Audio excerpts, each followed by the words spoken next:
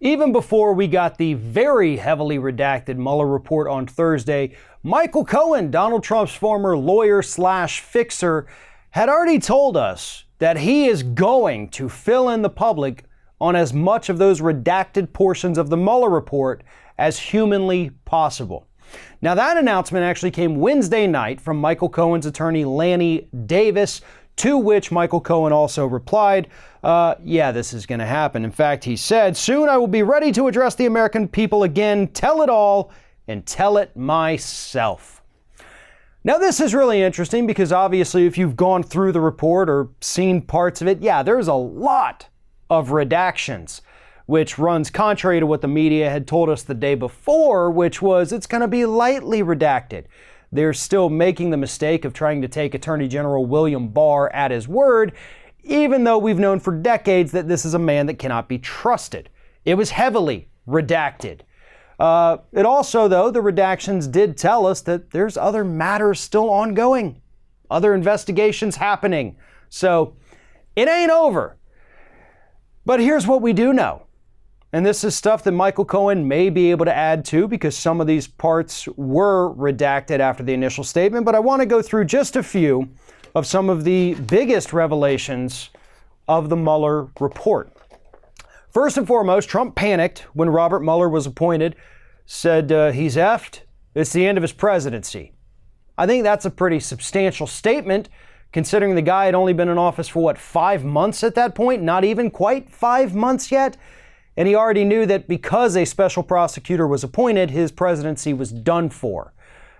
You don't think that your presidency's done for if you haven't done something wrong. Let's get that out of the way real quick. If you know you're innocent, you have nothing to worry about.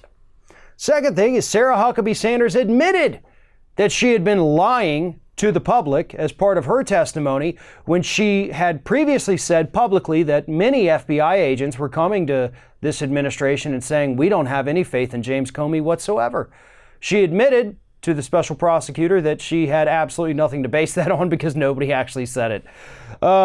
Mueller was not able to prosecute on obstruction because of the Office of Legal Counsel's memo from back in the day that says don't indict a sitting president. Oh, it could interfere with the president's ability to do his job. And that is the only reason Mueller didn't bring the charges on obstruction of justice. And that is worth noting.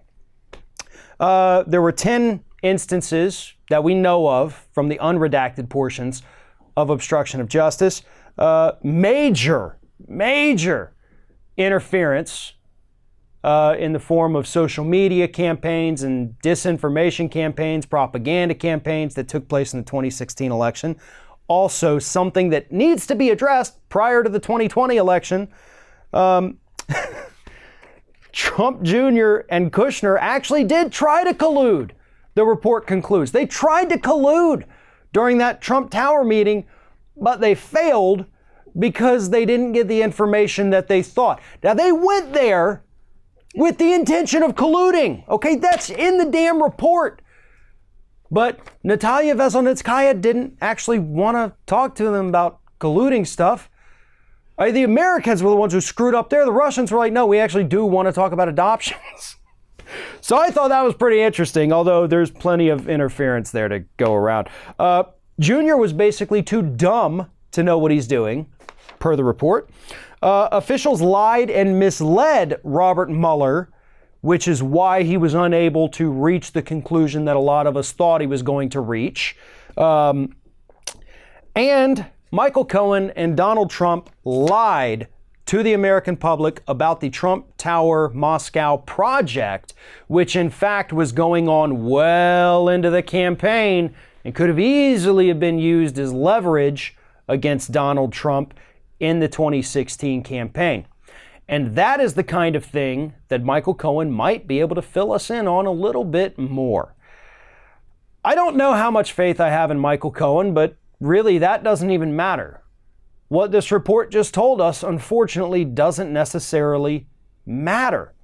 And I know that may come as a shock for people, but here's the thing, and this thing we've been saying for quite a while, Republicans are never going to vote to remove this man from office. They're not. that's kind of the end of the story. What more can you do?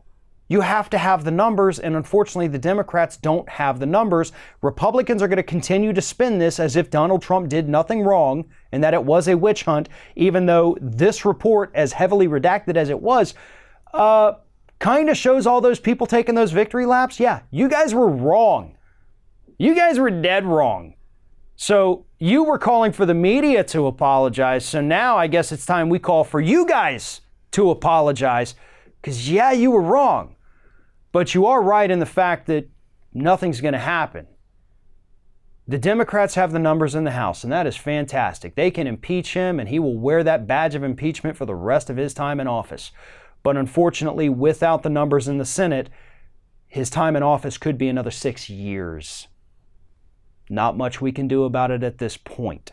And that is what is actually so depressing about the release of this report. Even if we do get our hands on the unredacted version, it's probably not going to change the minds of those disgusting Republicans sitting over in the Senate. One of our video sponsors today is Simple Habit. Simple Habit is a program that offers you multiple different types and styles and lengths of guided meditations. And right now, Simple Habit is offering a free 7-day trial to our Ring of Fire audience. Just go to simplehabit.com/Ring of Fire to sign up for your free 7-day trial. Now, the scientific benefits of meditation have been proven time and time again. It helps reduce anxiety, it reduces stress, it helps alleviate pain, it can help with depression, and it's an overall good way to help regulate and learn to control your emotions, according to scientific studies. Now, me personally, I have trouble falling asleep at night. I have a lot of thoughts running through my head, and it's been difficult for me to find a way to kind of relax, calm down, and push everything out of my head. So I've actually been using Simple Habit recently. I've been using one of their guided meditations that you use before you go to sleep. And I can't tell you how much this has helped me. It's calming, it's relaxing, and it allows me to finally fall asleep. And there are all kinds of guided meditations available. There's some for the morning, for afternoon, when you get home from work, taking a break from work, relaxing on a weekend day. There's all kinds of things for you to try. So remember, just check out simplehabit.com/Ring of Fire. And right now, all of our viewers can get 7 days free. Simplehabit.com/Ring of Fire.